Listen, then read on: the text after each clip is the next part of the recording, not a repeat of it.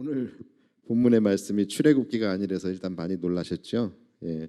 원래는 지난주에 말씀드린 대로 지난주 본문을 그대로 가지고 이번 주에도 말씀을 나누려고 했습니다. 하나님의 놀라운 은혜를 받았음에도 불구하고 그것을 믿음으로 바꾸지 못했던 이스라엘 백성들이 물이 없다고 해서 또다시 하나님을 원망했죠. 예. 그 부분에 대해서 여기에 대한 하나님의 반응을 사실은 오늘 나누기로 했었어요. 그런데 지난 주일에 우리가 전도 작정서를 우리가 받았는데 그 결과가 너무 참담했습니다. 너무 참담했고 제가 하나님께 너무 면목이 없었어요. 아니, 저도 하나님께 보고를 드려야 되지 않겠어요. 그런데 도저히 이걸 가지고서 제가 하나님 방에 들어갈 수가 없는 거예요. 그래서 고민하다가 하나님께 또 명절도 있고 명절 핑계 대고 제가 한 주만 좀 늦추겠다 이렇게 말씀을 드리고 급히 오늘 말씀을 바꿨습니다. 지금 우리가 오지랖 넓게 지금 이스라엘 백성들에 대한 하나님의 반응을 지금 우리가 나눌 때가 아니에요. 지금 우리를 향한 하나님의 반응이 지금 더 심각해요. 우리 교회를 향한 또 여러분들을 향한 하나님의 반응이 지금 훨씬 더 심각한 상황이라는 것을 좀 우리가 알아야 할 것 같습니다. 생각해 보세요. 하나님이 기껏 정말 초월적인 그런 모든 힘을 동원해 주셔서 정말로 이 어려운 때에 기적 같은 그런 일을 하나님이 하셔서 우리 교회를 이렇게 성전 건축을 완공하게 해주셨습니다. 또 우리의 이런 어려운 상황들, 또 시기적인 어려움, 상황적인 어려움 이런 것들까지도 하나님께서 다 헤아려 주셔가지고 성도들에게도 그렇게 큰 부담을 지우지 않으시고 이것은 처음부터 끝까지 그냥 오로지 하나님의 섭리로만 이 모든 일들이 진행되어져 왔다라는 것도 아마 여러분들이 인정하실 거예요. 아마 혹시 여러분들 중에 다른 교회에서 오신 분들 중에 다른 교회에서 성전 건축을 경험하고 오신 분들이라든지 아니면 여러분들 주변의 지인 중에서 다른 교회에서 성전 건축을 하셨던 분들이 있으시다면 한번 물어보시면 바로 아마 대번에 아시게 될 거예요. 우리가 얼마나 쉽게, 우리가 얼마나 은혜로 성전 건축을 이루게 된 건지, 정말로 우리가 얼마나 말도 안 되는 그런 은혜를 받은 교회인지, 얼마나 우리가 하나님의 정말로 놀라운 사랑을 받은 성도들인지 이것을 아마 아실 거예요. 그런데 정작 우리만 모르는 것 같아요. 정작 우리만 모르고 있는 것 같다라는 생각이 들어요. 그렇다고 해서 다른 교회를 다녀보라고 할 수도 없고 이거 뭐 어떻게 방법이 없어요. 설명할 방법이 없어요. 이게 어느 정도냐면 여러분 제가 노회에 가지 않습니까? 노회에 가면은 목사님들을 많이 만나잖아요. 그 목사님들이 한 분도 빠짐없이 저에게 오셔서 물어보셔요. 아유 우리 저기 영광교회는 그 건축 지금 잘 되고 있습니까? 이렇게 물어보세요. 그러면 제가 한 번도 사실대로 말을 해본 적이 없어요. 왜냐하면 사실대로 말하면 목사님들이 당장에 하나님한테 뛰어가서 항의하고 따질까 봐. 아니 왜 새영광교회만 저렇게 사랑하시냐, 왜 저기 새영광교회만 저렇게 특혜를 주시냐 이렇게 항의하시고 시기하는 마음이 들까 봐 제가 한 번도 제대로 얘기를 하지 않았어요. 그냥 물어보면요, 아휴 힘듭니다, 건축이 이렇게 어려운 건지 몰랐습니다, 기도 많이 해주십시오, 그냥 이렇게만 이야기를. 이건 뭐 어떻게 되면 반대로예요. 반대로 성전 건축이 힘들고 막 그렇게 그래도 밖에 나가서는 그래도 우리 영광교회 자존심이라는 게 있잖아요. 그래서 잘 되고 있습니다, 걱정하지 마십시오, 아주 지금 순탄하게 잘 가고 있습니다, 이렇게 얘기를 해야. 이게 반대가 돼가지고서 잘 되고 있는데도 잘 안 됩니다, 힘듭니다, 어렵습니다 이런 이야기를. 그러니까 이 정도라면 우리가 얼마나 하나님의 은혜를 입은 교회인지 여러분들이 아셔야 된다라는 거예요. 왜 모르세요 이거를? 여러분 지금 우리 교회가 규모가 지금 우리가 지금 그 성전 건축을 했는데 이 지은 교회의 규모가 우리 성도 수에 비해서는 큰 규모라는 거 아마 여러분들이 아실 거예요. 우리의 그릇보다 훨씬 큰 그릇을 하나님이 주셨어요. 왜 주셨을까요? 대답은 정말로 잘하셔요.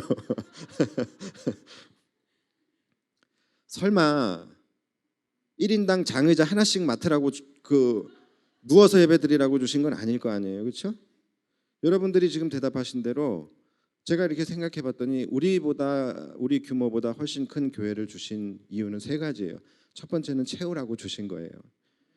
그리고 두 번째는 채우고 끝나는 것이 아니라 채운 다음에 더 큰 이 시대에 정말로 필요한 하나님의 사역을 하라고 주신 거예요. 세 번째는 바로 여러분들에게 하나님이 은혜를 주시기 위해서 이 큰 성전을 허락하신 것입니다. 여러분, 우리에게 무슨 은혜가 오게 될까요? 앞으로 정말로 말할 수 없는 은혜예요. 그런데 그 은혜의 분량은 그건 우리가 정하는 거예요. 여러분들이 정하시는 것입니다.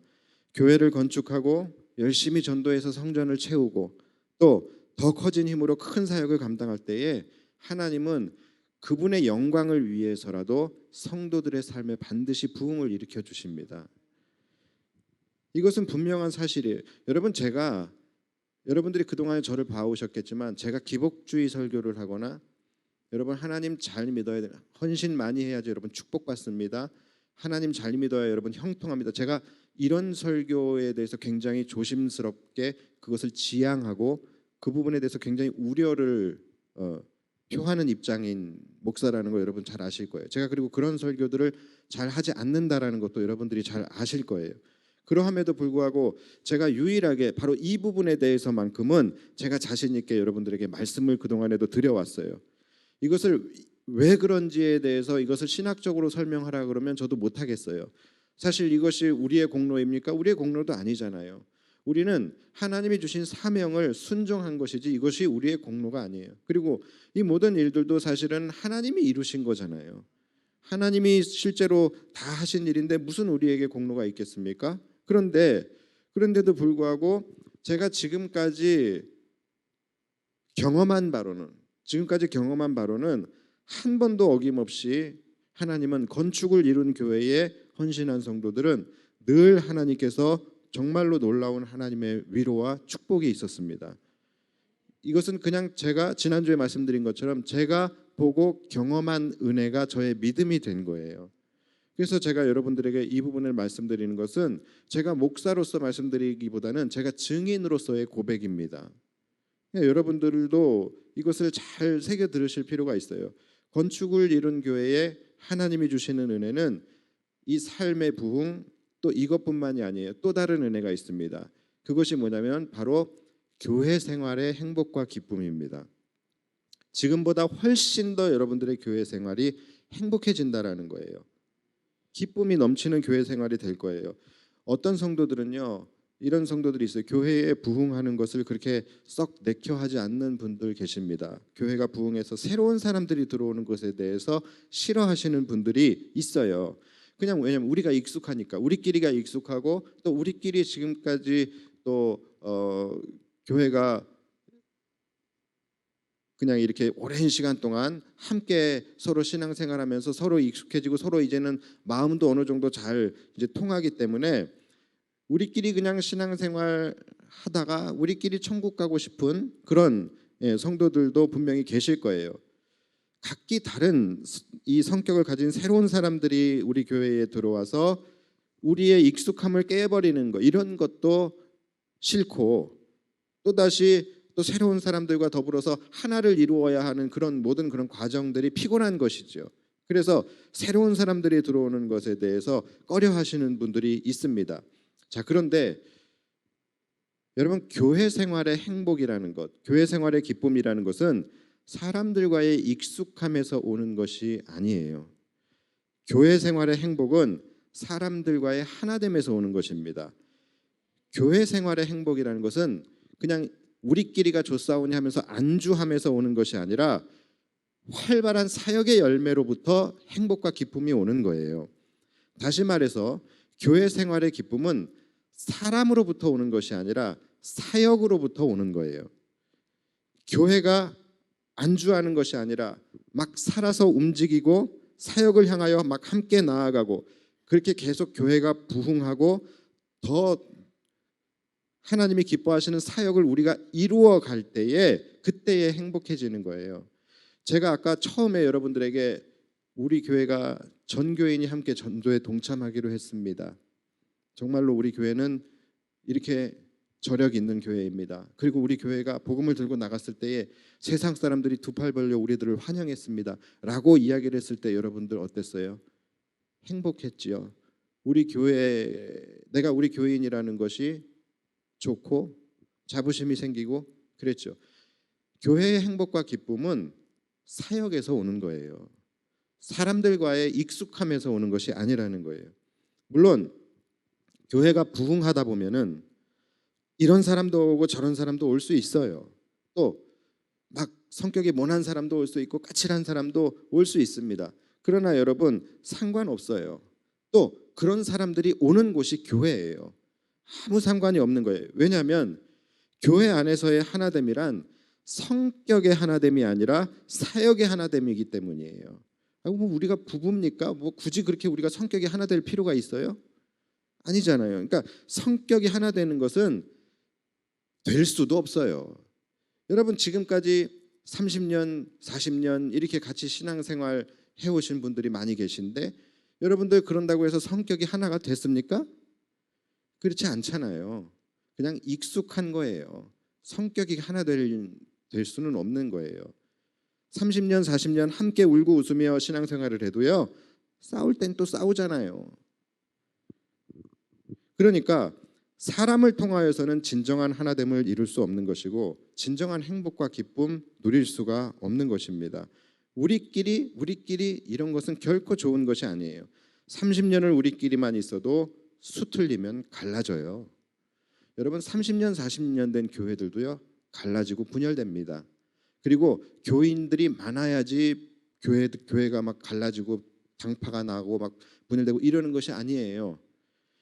교회가 교인이 3명 이상만 되면 갈라질 수 있어요. 갈라지기만 합니까? 열병까지 해요. 그러니까 교회가 갈라지는 이유는 다른 이유가 아니에요. 사역으로 하나 되는 것이 아니라 성격으로 하나 되려고, 성격으로 나랑 맞는 사람들끼리만 하나 되려고 하니까 결국은 교회가 나뉘어지게 되고 갈라지게 되는 것입니다. 교회 안에서의 하나됨이란 성격은 다를 수 있어요. 성격은 달라도 같은 뜻, 같은 마음으로 같은 곳을 향하여 나아가는 그런 하나됨. 이것이 하나됨이에요. 바로 뭡니까? 가치의 하나됨이에요. 가치의 하나됨. 가치. 그 가치가 무엇입니까? 우리가 지난 금요일에 함께 나누었던 것처럼 기독교의 헌법, 기독교의 최고의 가치인 사랑이에요. 하나님을 사랑하고 이웃을 사랑하는 것. 이 가치로 하나가 되는 거예요. 이 가치를 향하여 하나가 되는 거예요. 이것이 교회의 하나됨입니다. 그래서 교회에 오시는 분들은 비록 각자가 다 수준도 다르고 환경도 다르고 처지도 다르고 또 성격도 다르지만 그런 사람들이 바로 이 교회라는 이름으로 하나가 되어서 이 힘이 큰 힘이 되는 거예요. 그래서 그리스도의 이름으로 하나의 가치를 향하여 나아가는 것. 그 가치가 뭡니까? 우리에게 주신 새 계명 아닙니까? 하나님을 사랑하고 이웃을 사랑하는 이 가치를 향하여 함께 걸어 나가는 것. 이것이 교회의 하나됨이고 이것이 이루어질 때에 우리는 교회 안에서 진정한 기쁨과 행복을 누릴 수 있는 거예요. 그래서 여러분들이 교회 안에서 행복하기 위해서는 어떤 소식이 들려와야 되냐? 더 많은 선교를 하고 더 많은 구제를 하고 더 많은 생명을 살린다는 그런 일들이 우리 교회 안에서 이런 사역이 이루어질 때에 우리는 교회 안에서 행복과 기쁨을 느끼게 되는 거예요. 그러니까 여러분들이 진정한 교회와 교회 안에서의 행복과 기쁨이 어디서 오는지를 아셔야 돼요. 어떤 소식을 들었을 때에 교회가 교회다움, 교회가 하나의 가치를 향하여 하나가 되었음을 그런 소식을 들었을 때에 우리는 행복을 느끼게 되는 거예요. 저분이 저 집사님과 어울리게 되었대. 이런 이야기, 저 집사님이 이제 우리 편으로 들어오기로 했대. 이런 이야기로 여러분들이 교회 생활이 행복해질 수 있겠습니까? 그렇지 않다라는 거예요. 우리 교회가 사역의 지경을 또 선교의 지경을 넓히게 되었대. 우리 교회 같은 경우에는 지금 시에라리온 선교를 하고 있으니까 우리 교회가 시에라리온 선교의 선교비를 지금 2배로 우리가 더 지원할 수 있게 되었대. 우리 교회가 미얀마의 고아들을 100명까지도 우리가 책임지게 되었대. 이런 이야기를 들을 때에 우리는 가슴이 뛰는 거예요. 행복해지고 기뻐지는 것입니다. 이런 사역의 기쁨이에요. 바울 남전도회가 지금 이제 이 감일동 지역 봉사를 시작했대. 지역 청소부터 이제 시작을 한대. 여전도회가 이 지역의 어른들을 모시고 식사 대접을 한대. 우리 교회가 목사님 사모님 옷 한 벌씩 해준대. 슬쩍 묻어가려고 한번 끼워 넣어봤는데 그건 안 되나 보죠.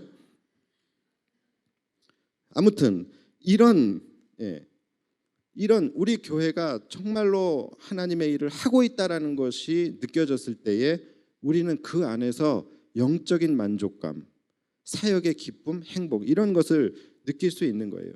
사실 지금까지는 우리 교회가 건축도 해야 하고 또 그에 따라서 많은 이자를 부담해야 하는 그런 상황이었어요. 그래서 사실은 우리가 힘 있는 사역을 못 해왔던 것이 사실입니다.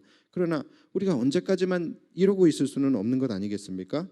더구나 하나님께서 이렇게 우리 교회를 사랑하셔서 이렇게 큰 은혜 베푸시고 좋은 기회까지 주셨는데 우리가 게으르고 태만해서야 되겠습니까? 이 시국에 지금 전도하는 것은 그래도 좀 아니지 않는가라고 생각하시는 분들이 계실 수 있어요. 그런데요, 여러분 제가 이 시국에라는 이 말에 제가 지금까지 속고 있었다라는 것을 제가 이제야 깨달았어요. 이건 제 잘못입니다. 이거는 100% 제 잘못이에요. 실제적으로 우리가 지난주에 전도를 나갔지만 이 시국에 전도하는 거요, 모든 사람들이 다 즐거워하고 기뻐하고 주변의 지역 주민들도 기뻐했어요. 환영하고 굉장히 호의적으로 뭔가를 주니까, 휴지라도 주니까 다들 받고 좋아해요. 그러니까 전도가 안 되는 것이 아니에요. 여러분, 제가 얼마나 부끄러웠는지 몰라요. 제가 이 시국이라는 말, 설교 시간에는 마치 우리 교회가 이 시대에 깨어있는 교회인 것처럼, 마치 이 시대에 정말 얼마 안 되는 믿음을 사수하는 그런 교회인 것처럼 그렇게 제가 설교 시간에 막 떠들었지만 사실 우리는 하나님의 기쁨이 되는 그런 교회가 되는 데는 좀 모자랐던 것 같아요. 무엇이 두려워서 우리가 이 시국이라는 말 뒤에 숨어 있어야겠습니까? 우리 믿음의 선조들을 보면은 이 시국보다 훨씬 더한 상황에서 매를 맞고 잡혀가고 옥에 갇히고 순교를 당하는 그런 위기에서도 그들은 복음 전하는 것을 멈추지 않았어요. 그런데 우리가 그보다도 훨씬 더 덜한 이 시국의 뒤에 숨어서 언제까지 우리가 이러고 있어야 되겠습니까? 여기까지는 사실 제 잘못이죠. 제 잘못이 커요. 그러나 그렇다고 해서 전도작정서를 이렇게 쓰는 것은 여러분들 잘못인 거예요. 제가 이거는 그동안에 우리 교회의 세용관교회의 모습이 아닌데 이거 뭔가 잘못된 것 아닌가? 이거 어디서 이거 유실된 거 아닌가? 이런 제가 생각을 했어요. 그러나 어쨌든 지금이라도 깨달은 것이 은혜이고 우리에게는 아직 기회가 있습니다. 솔직히 여러분 이제 우리끼리니까 그냥 오늘 이 자리는 그냥 톡 까놓고 이야기하는 자리로 좀 생각을 해주세요. 여러분 솔직히 우리가 부흥을 못하는 것이 아닙니다. 못하는 것도 아니고 부흥이 안 되는 것도 아니에요. 정확하게는 부흥을 안 하는 것입니다. 제가 좀 전에 말씀드렸던 그 행복한 교회, 그 힘 있는 교회, 이것은요 실현 불가능한 교회가 아니라 우리가 얼마든지 지금이라도 마음만 먹으면 지금이라도 만들 수 있는 교회예요. 우리가 마음만 먹으면 곧바로 이루어지는 교회라는 거예요. 막말로 전교인이 지금 한 사람당 한 명씩만 전도해도 우리가 말했던 그 교회는 곧바로 이루어지는 거예요. 여러분들이 지금 조금만 조금만 함께 힘내서 조금만 전도해도, 그래서 여러분 각자를 통하여 한 사람만이라도 이 교회의 문턱을 넘어오게 만든다면 올해 안에 우리가 말한 그 교회는 이루어지는 거예요. 안 되는 것이 아니라, 죄송하지만 안 하는 것입니다. 하나님께서 안 되는데 이런 건물을 주셨겠어요? 되니까 주신 것이고, 또 전도의 텃밭도 우리나라 어느 교회보다도 지금 우리는 유리한 조건을 하나님이 주셨잖아요. 새로 시작되는 도시에 또 12,000세대나 되는 새로 유입되어지는 그런 영혼들을, 얼마나 어떤 교회가 이런 조건이 있겠어요? 그리고 심지어 교회도 없어요, 이 주위에. 이래도 안 하면 나중에 우리가 하나님 앞에서 뭐라고 변명할 수 있겠습니까? 그래서 제가 지난 주간에 한 가지의 두려움을 느꼈어요. 이것이 그냥 축복인 줄만 생각했는데 이거 이렇게만 있다가는 이게 자라면 축복이 아니라 하나님의 책망거리가 될 수도 있겠구나라는 그런 생각을 하게 되었습니다. 이런 상황이니 우리가 지금 출애굽기를 뒤지면서 이스라엘 백성들에 대한 하나님의 반응을 지금 나눌 때입니까? 지금 우리에 대한 하나님의 반응이 더 심각한 상황인 것 같은데, 하나님이 이러실 것 같아요. 내가 진짜 이러려고 내가 영광교회 건축을 허락했는가 하는 그런 자괴감이 드시지 않을까, 그런 생각이 듭니다. 그래서 제가 오늘은 고린도후서 6장의 말씀으로 우리가 들어야 할 말씀을 좀 여러분들과 드리고 마치려고 합니다. 오늘은 여러분들이 좀 마음을 좀 넓히고 그렇게 들어주시기를 바랍니다. 이것은 저의 부탁이기도 하지만 이 본문을 쓴 바울의 부탁이기도 합니다. 오늘 본문 11절을 보면요, 이 말씀에 대해서 바울이 고린도 교회의 성도들에게 보내는 메시지예요. 그런데 이 고린도 교회 사람들에게 동일한 부탁을 하고 있어요. 마음을 좀 넓히고 좀 들어달라, 이렇게 부탁을 하고 있습니다. 근데 오늘 우리 교회에 주시는 말씀이기 때문에 제가 우리 교회의 이름을 넣어서 읽어드릴게요. 그리고 또 여러분들이 이해하기 쉽도록 우리말 성경으로 제가 읽어드리겠습니다. 11절을 보면, 새영광교회 성도 여러분, 우리는 여러분에게 숨김없이 말하였고 여러분을 향해 우리 마음을 넓게 열어놓았습니다. 우리가 여러분에게 마음을 닫은 것이 아니라 여러분이 우리에게 마음을 닫은 것입니다. 내가 자녀들에게 말하듯이 권합니다. 여러분도 보답하는 양으로 마음을 넓히십시오. 자, 바울 사도가 여러분들에게 이렇게 권면했으니까 여러분들도 이 시간에 이 본문을 우리가 함께 나눌 때 좀 더 마음을 넓히고 좀 본문을 봐주시기 바랍니다. 먼저 바울 사도는 1절에서 하나님의 은혜를 헛되이 받지 말라, 이렇게 말합니다. 여기서 말하는 이 하나님의 은혜는 바로 그 전장인 고린도후서 5장에서 나오는 은혜예요.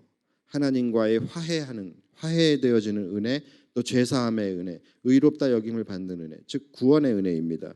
우리가 구원의 은혜, 이 놀라운 은혜를 받았는데 이 은혜가 헛된 은혜가 되지 않도록 이 은혜를 헛되이 받지 말라라는 거예요. 이 은혜의 의미를 깊이 묵상하고 그 은혜에 합당한 반응을 하라는 것입니다. 그리고 2절 말씀을 보면은, 이르시되 내가 은혜 베풀 때에 너에게 듣고 구원의 날에 너를 도왔다 하셨으니 보라 지금은 은혜 받을 만한 때요, 보라 지금은 구원의 날이로다.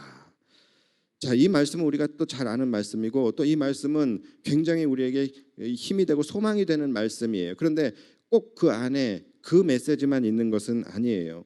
하나님께서 은혜의 때에 내 말을 너에게 듣고, 다시 말해서 이것은 하나님께서 은혜의 때에 너의 말을 들었다라는 거예요. 그리고 구원의 날에 너를 도왔다라고 말씀하셨는데, 오늘 바울은 보라, 그때가 바로 지금이라고 얘기하는 거예요. 지금, 보라 지금은 은혜 받을 만한 때요, 보라 지금은 구원의 날이로다. 그러니까 지금이 우리가 은혜 받을 만한 때고 바로 지금이 구원의 날이라고 선포하고 있는 거예요. 여러분, 우리도 지금 우리 새영광교회도 바로 지금이 은혜 받을 때임을 믿으시기 바랍니다. 자, 은혜 받을 때에 하나님이 어떻게 하셨다고요? 너에게 들었다라 그래요. 그러니까 지금 은혜 받을 때에 여러분들이 하나님을 향하여 기도하시는 것을 하나님이 반드시 들으실 것입니다. 그리고 또 지금은 구원의 날이다. 구원의 날에, 구원의 날이라는 것은 이것을 또 다르게 해석하면은 지금이 우리 성도들에게는, 우리에게는 은혜 받을 때이고 이 지역엔 구원의 날이 선포될 때라는 거예요. 그 구원의 날을 선포하기 위해서 우리가 세상을 향하여 복음을 들고 나아갈 때에 하나님이 구원의 날에 내가 너를 도왔다라고 말씀하세요. 그러니까 우리가 이 시간에 사명을 가지고 이제 이 복음을 가지고 이 지역을 향하여 구원의 날을 선포하기 위해 나갈 때에 하나님께서 우리를 도우신다라는 거예요. 또 우리가 하나님께 기도하는 모든 것들을 지금 하나님께서 들으시겠다라는 거예요. 왜요? 지금은 은혜의 때이고 구원의 날이기 때문에. 이것을 여러분 기억하셔야 됩니다. 물론 세상적으로는 혼란의 때예요.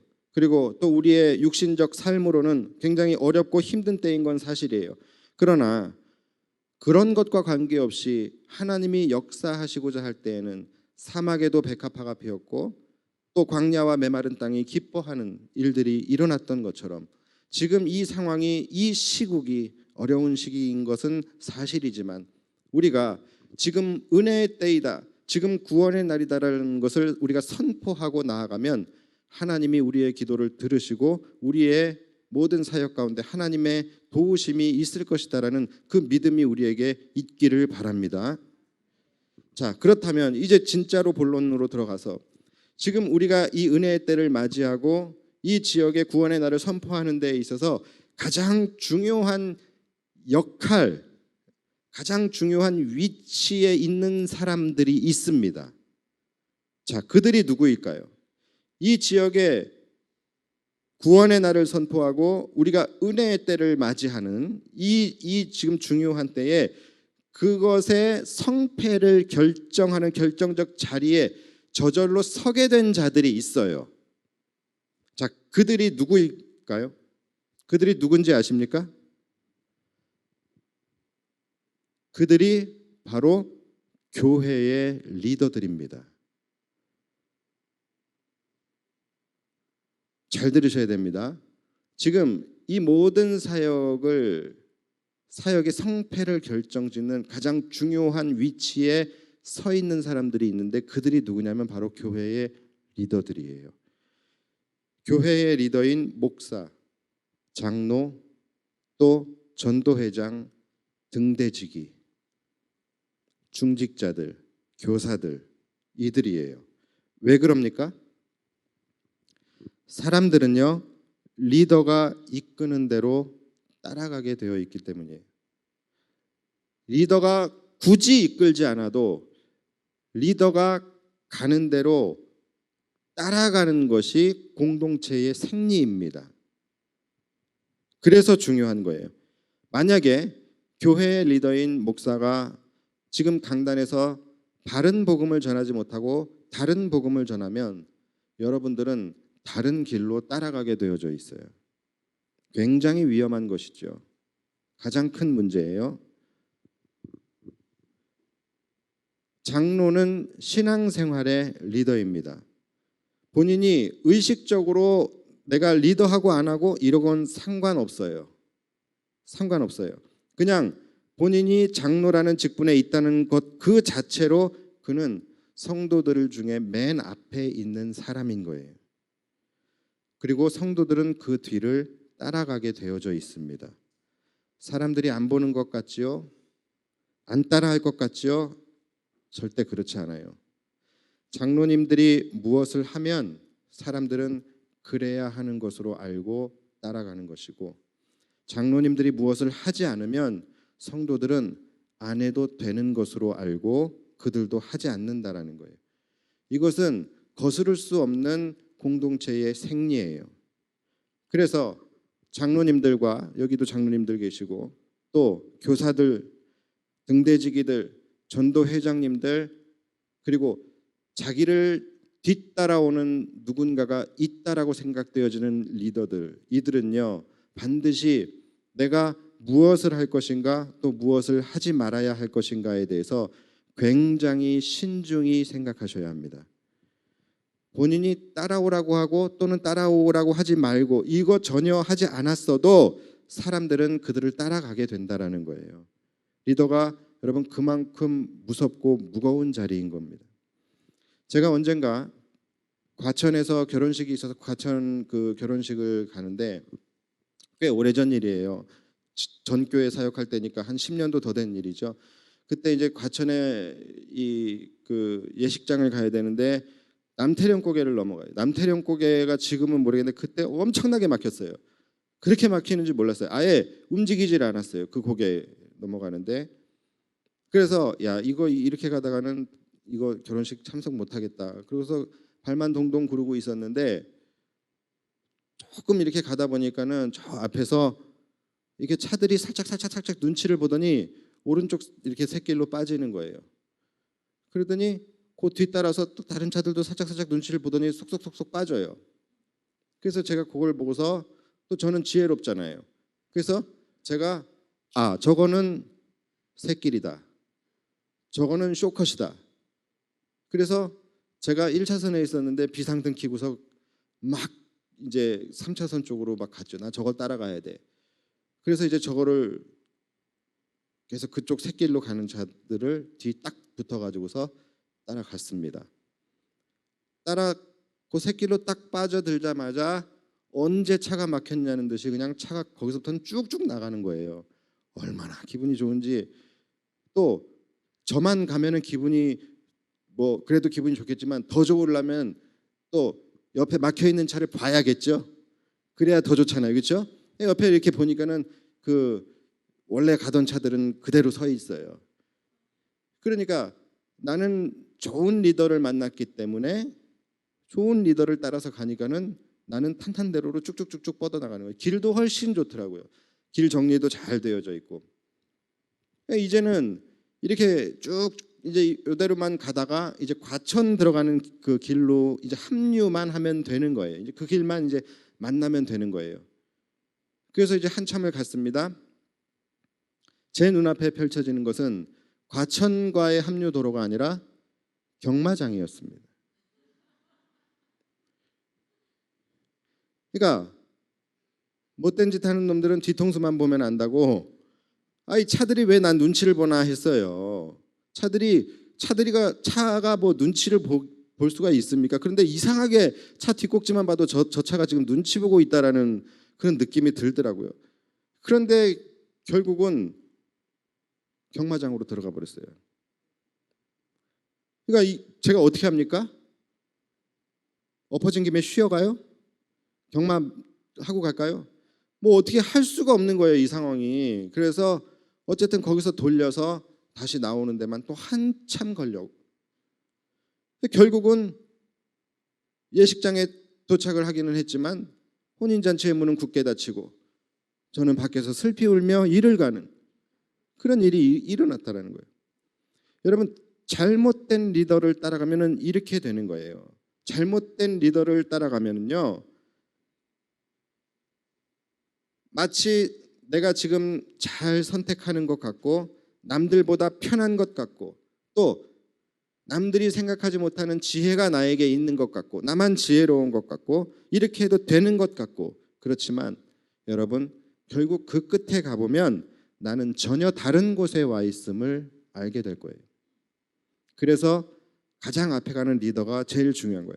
저보다도 더 황당한 일은 2013년도에 영국에서 일어나게 돼요. 2013년 4월 28일 영국에서 한 마라톤 대회가 열립니다. 마라톤 대회가 열리는데 이날 마크 후드만이라는 사람이 1등을 차지를 해요. 1위를 차지해요. 그런데 굉장히 어이없는 사실은 뭐냐면 이 1등을 차지한 마크 후드만이라는 사람 외에 나머지 5천여 명이 전원 실격 처리가 되는 정말 놀라운 초유의 사태가 벌어지게 됩니다. 이게 어떻게 된 일이냐면 이 마크 후드만이라는 사람이 굉장히 잘 뛰는 사람이었었나 봐요. 이 사람이 이제 1위로 달리는데 아마 1위와 2위의 격차가 굉장히 좀 심하게 벌어졌던 것 같아요. 근데 이 2위로 달리던 이 사람이 표지판을 잘못 봤는지 뭔가 착각을 해서 다른 길로 들어가 버렸어요. 코스를 다른 길로 들어가 버렸어요.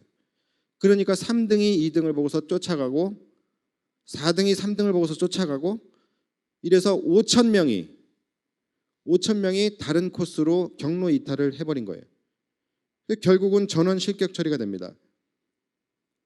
사람들이 엄청나게 항의를 했겠죠. 그래서 결국은 주최 측이 이 안내 표지판을 좀 헷갈리게 했다라는 그 안내 표지판이 미흡했던 점에 대해서 공식 사과를 해요. 그러나 결과는 바뀌지 않았어요. 결과는 그 나머지 5천 명은 다 실격 처리가 되는 일이 있었어요. 여러분, 이처럼 가장 앞에 선 사람이 잘못된 길을 가게 되면 너무나도 자연스럽게 그 뒤에 있는 사람들은 따라가게 되는 거예요. 2등이 3등에게 따라오라고 했습니까? 아니면 따라오지 말라고 했습니까? 3등이 4등에게 자기를 따라오라고 했어요? 5천 명 중에 그 누구도 뒤에 사람에게 나를 따라오라고 한 사람은 없었어요.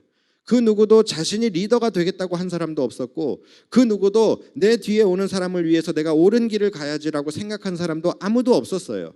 그냥 각자 자기 길을 간 거예요. 그러나 자신의 위치가 선두였기 때문에 결국은 5천 명이 자신을 따라오게 된 것이고, 그 길이 잘못된 길이었기 때문에 자기가 5천 명의 인원을 다 나고자로 만들어버린 것입니다. 여러분, 리더라고 하는 자리가 그만큼 무거운 자리예요. 장로님들이나 또 우리 교회의 리더가 되시는 분들, 여러분들이 금요성령 집회에 나오시면 성도들은 그래야 하는 줄 알고 따라가는 거예요. 만약에 못 나가더라도 내가 나가야 하는 예배를 못 나갔다라는 것에 대한 거룩한 부담감이 있을 거예요. 그러나 장로님을 비롯하여 많은 리더분들이 금요성령 집회에 나오지 않고 다른 길로 가시면 성도들은 그래도 되는 것이라 생각하고 그래도 되는 줄 알고 따라가는 거예요.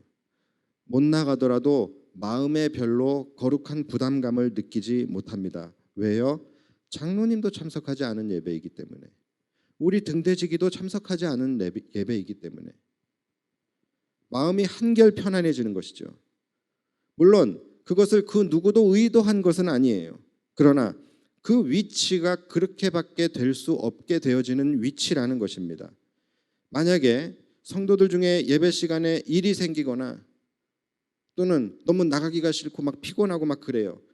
그래서 나가지 않아도 될 이유를 찾을 때에 어떨 것 같아요? 사람은 참 간사한 동물이에요. 그래서 가장 먼저 떠오르는 사람이 예배 시간에 나와 같은 이유로 빠졌던 장로님, 예배 시간에 나와 같은 이유로 피곤하다고 빠졌던 등대지기, 이런 분들이 먼저 생각이 나는 거예요.